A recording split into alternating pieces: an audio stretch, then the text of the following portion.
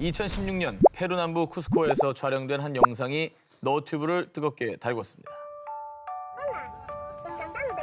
곱슬곱슬 금발의 깜찍한 인형. 인형은 앙증맞게 눈을 깜빡이며 이런 사랑스러운 메시지까지.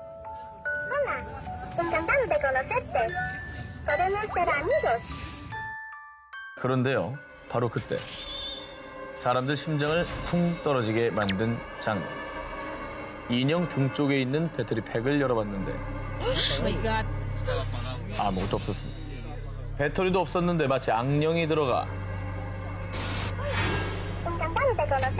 라고 말하죠. 서서히 고개까지 돌리는 인형. 오! 지금 말하고 있는 거야? 인형이? 카메라를 찍다가 이렇게 빠지잖아요, 무서워가지고. 그러니까. 게다가 배터리도 없는 주제 말이죠. 눈도 깜빡이고 같은 말을 반복하기까지 했습니다.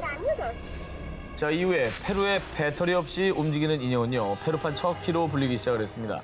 이 소름 끼치는 영상을 본 사람들은 에이, 그 자작나무 타는 냄새 너무 나네. 그나저나 저랑 같이 화장실 가주실 분? 이렇게 공포에 벌벌벌 떨고 있다고 합니다. 전 세계에 경악과 공포를 안겨준 배터리 없는 인형은 어디에서 왔고 어디로 갔는지 현재 행방이 묘연한 상태라고 합니다. 하지만 이것만은 명심하십시오. 저 인형을 보게 된다면 함부로 배터리 팩을 열지 마십시오. 근데 오늘 집에 방에 인형 많으신 분들 쉽지 않겠네요. 좀 치우고 주무셔야겠는데. 저는 애기 장난감이 많잖아요. 네. 애기 장난감이 대부분 배터리 들어가서 뭐 애기가 누르면 뭐 소리 나오고 그러거든요. 열어봐. 그러니까 예를 들면 이렇게 걸음마 시작할 무렵에 자꾸 걸을 수 있게 돼 있는 인형이 있는데 우리 같이 걸어보자.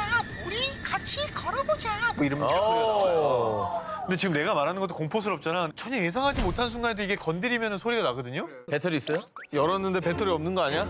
근데 진짜로 없을 수도 있겠다는 생각이 가끔 들어요. 여보, 저 남자 또 울고 있어요. 영국의 한 가정집. 그 집의 한 방에서는 매일 새벽마다 한 남자의 울음소리가 들렸습니다. 그런데 그 방에 있는 것은 오로지 그림 액자 하나뿐. 방에는 그 누구도 없었습니다. 아니 뭐 대체 어떤 그림이죠? 방에 걸린 그림은 파란 배경에 불그스름한 인간의 얼굴 형태가 그려져 있었습니다. 어우. 이 그림은 이 집의 주인인 션 로빈슨의 할머니가 남긴 유품인데요. 이 그림이 벽에 걸린 뒤부터 로빈슨 가족에게 기이한 일들이 일어났는데요. 그 시작은 그림이 걸린 빈 방에서 들리는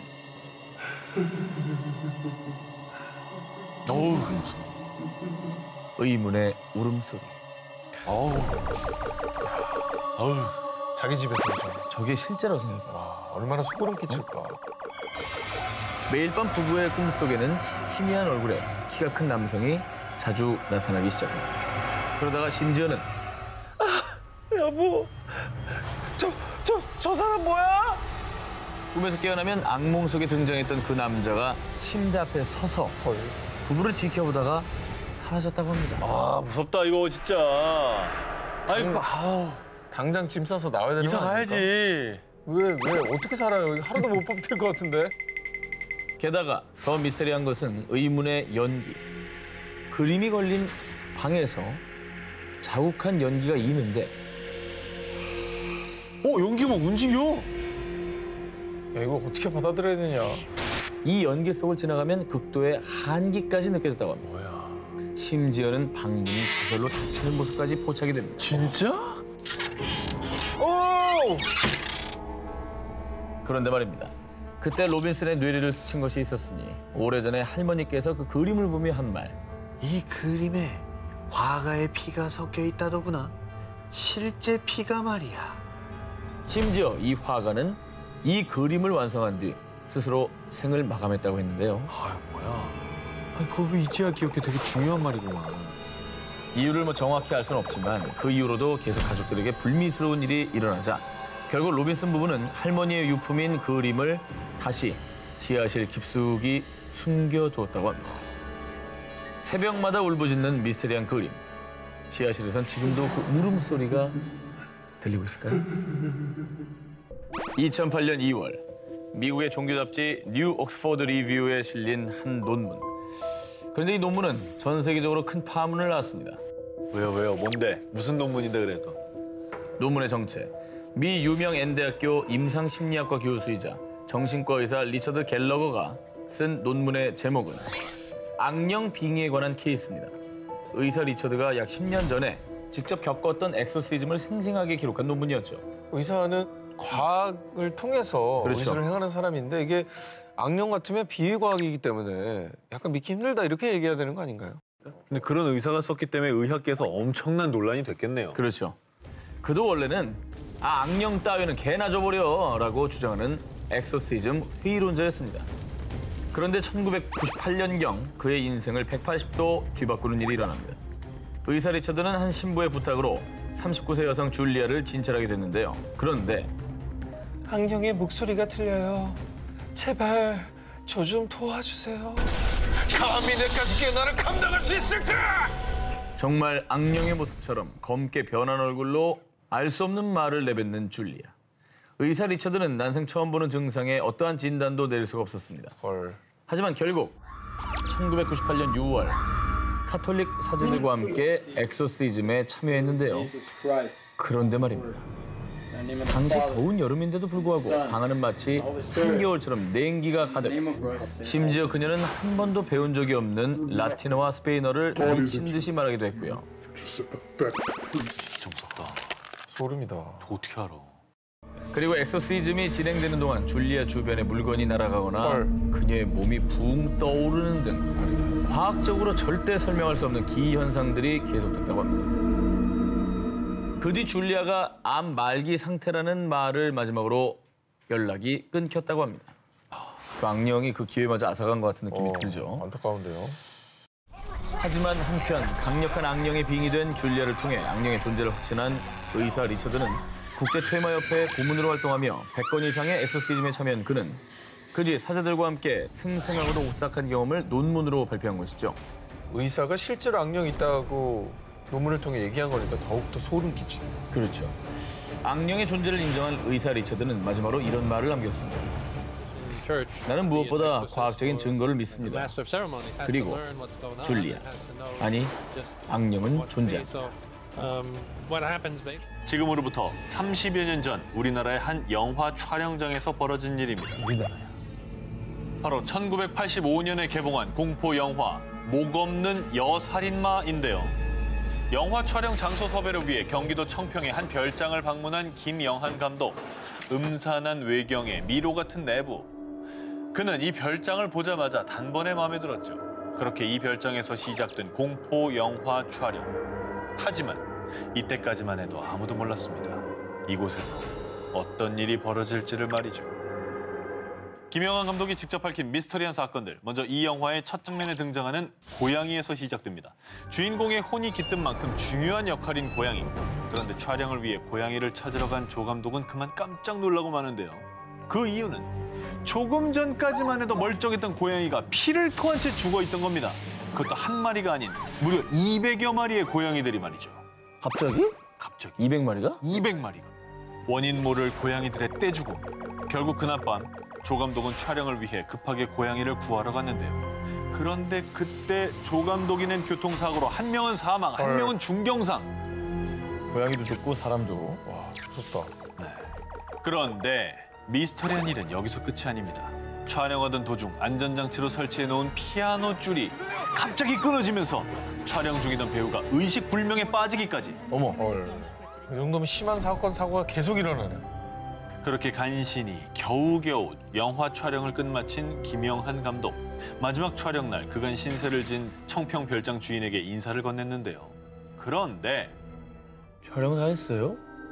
괜히 불편할까 봐 말 안 했는데 끝까지 촬영한 팀은 처음이에요. 무슨 일 없었죠? 아니 그러니까 다들 나 와서 도망갔다는 얘기죠. 도망갔다. 네. 어, 야, 무섭다. 그리고 별장에서 벌어진 미스터리한 사건의 결정타. 아니 이 여자가 왜 여기에 있지? 바로 영화의 한 장면 속에서 1분가량 정체불명인 여성의 모습이 찍힌 겁니다. 어디?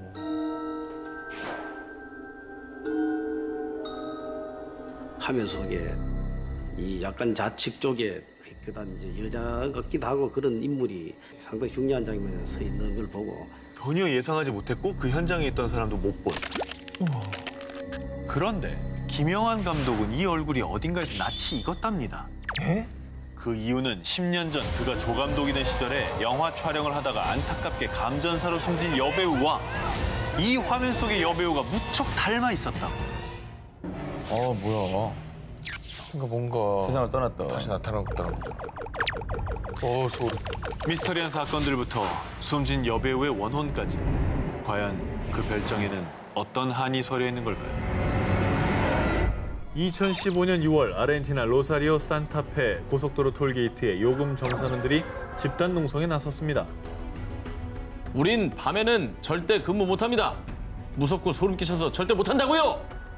근로자들이 단체로 야간 근무를 거부한 이유. 아니 너무 선명하잖아. 지금 저 확대한 겁니다. 저 동그라미 아래 저 있는 고속도로 위에 이것도 자유로 생각 확 나네요. 자유로 귀신인데. 네. 그냥 사람이랑 좀 비슷한데 뭐 소복을 입었고 이게 귀신인가요? 그럼 사람이 아니라? 아니 근데 얼마나 무서우면 파업을 합니까? 여러분, 고속도로 톨게이트 CCTV에 찍힌 의문의 심령 사진인데요. 이 사건의 내막은 이렇습니다. 늦은 밤, 톨게이트 요금 정산원인 마르코는 여느 때처럼 야간 근무를 하고 있었습니다. 그런데 이게 무슨 소리야?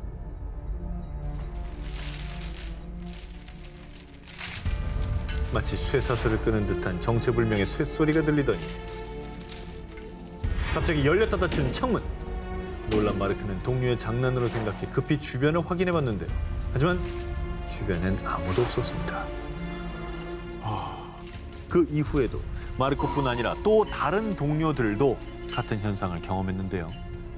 그러니까 다른 사람들이 다 겪었다고 하니까 실제로 뭐가 있을 수밖에 없다는 생각이 들어요. 파업을 요청할 만하다.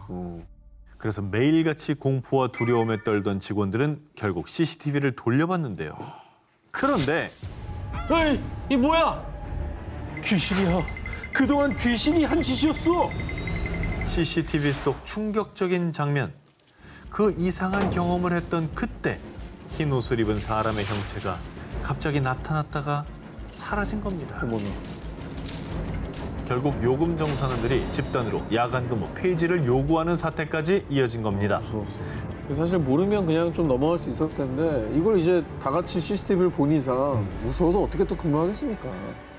콜롬비아 아라우카주의 작은 마을 라 에스메랄다. 이 마을에는요 보름달만 뜨면 또 그 여자가 오려나? 또 밤새 울겠지? 마을 사람들을 공포에 몰아넣은 그녀의 뒤를 쫓아보겠습니다. 2019년 4월 어느 날 저게 뭐지? 왜 저러고 걷는 거야? 늦은 밤 친구들과 집으로 귀가하던 청년 바이레알과 그 친구들에게 포착된 기묘한 여인. 누더기에 가까운 낡은 흰색 옷을 입고 긴 머리를 늘어뜨린 채 어딘가 불편해 보이는 걸음걸이를 하면서 홀로 어둠 속을 걸어가고 있었습니다. 야, 이건 몇 명이 같이 본 거네요, 친구들이. 다 그렇죠. 같이. 헛걸 본 게 아닙니다.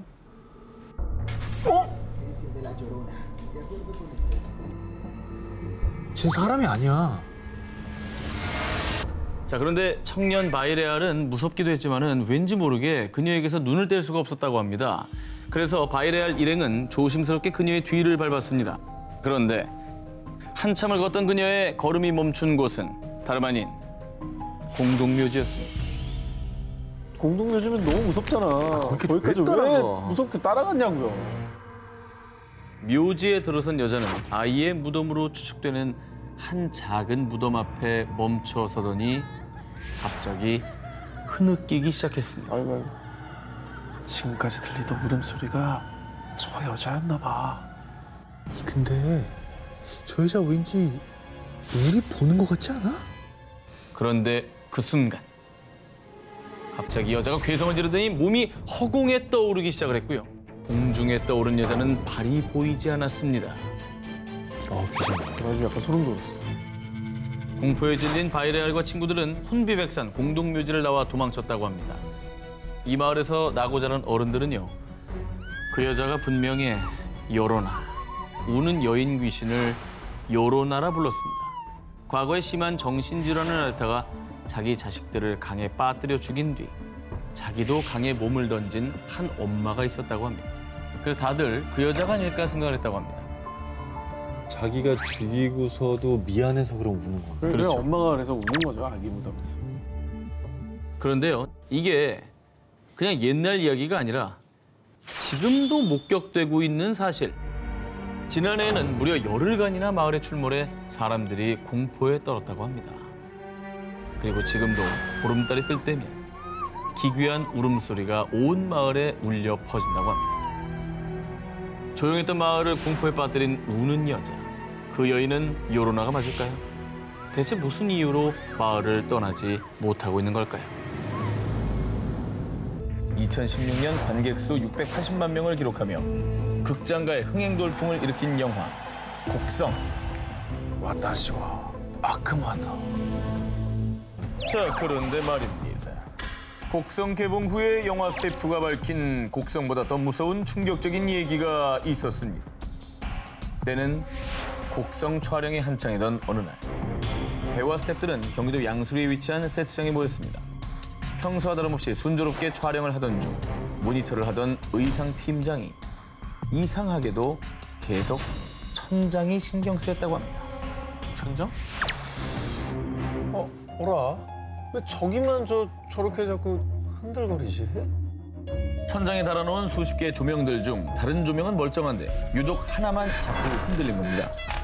신경 쓰였지만 그냥 무시하고 촬영을 다시 이어갔는데요. 요거 뭔가 대단한 징조예요. 그러게. 거기 뭐 있나? 이번엔 극 중에 효진 역의 아역 배우 김환희 양이 한밤중에 경기를 일으키는 장면을 찍고 있던 바로 그때 뭐야? 저거 왜 또 흔들려? 뭐야 저거? 문제 그 조명이 또다시 흔들리기 시작한 겁니다. 어라? 배우와 스태프들은 알 수 없는 공포감에 휩싸였습니다. 계속되는 기이한 현상에 촬영 현장 사진을 찍던 기사님이 조심스럽게 조명 타워로 올라가 이 카메라잖아. 계속 찍은 거야. 근데 거기에 사람 형체가 나와. 의문의 남성이 찍혀 있죠. 헐.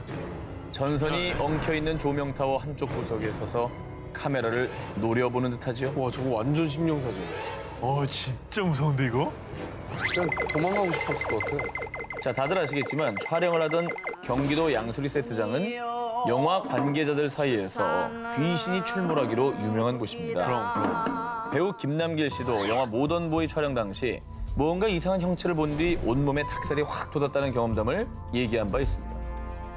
배우 송지효 씨 역시 여고괴담 촬영차 양수리 세트장 인근 숙소에서 머물던 중 밤새 벽 두드리는 의문의 소리 때문에 공포에 떨었다고 합니다. 그리고 배우 최지우 씨, 도깨비 공유 씨마저 양수리 세트장 괴담 때문에 세트장 근처 숙소에는 머물지 않았다고 합니다. 네, 연예인들 사이에서 워낙 유명한 얘기고 네. 거기서 이제 목숨을 끊은 이들이 많다는 등의 괴담이 많이들 들려요. 소문이 많은 곳이죠. 네. 흔들리던 조명, 천장에서 찍힌 의문의 남자. 이 모든 건 정말 양수리 세트장을 떠도는 귀신의 장난이었던 걸까요?